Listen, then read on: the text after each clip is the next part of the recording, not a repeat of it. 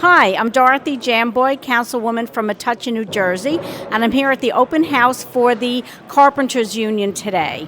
And this is not my first time visiting, and the previous times I've visited, I was taken around and shown all of the wonderful opportunities that young people have who may not be driven to go to college.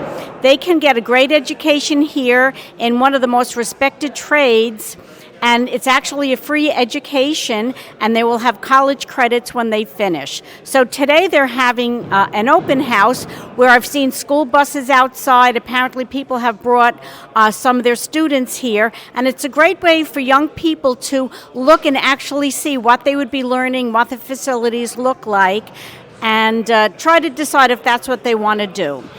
And today it's so important to revitalize the trades, because I think for many years people were being driven to go to college, and now we're at a place where maybe we won't have many carpenters in the future, or electricians in the future, or any other kind of trades. But what's going to happen in the future? Who's going to be doing the building? Who's going to be doing electrical work?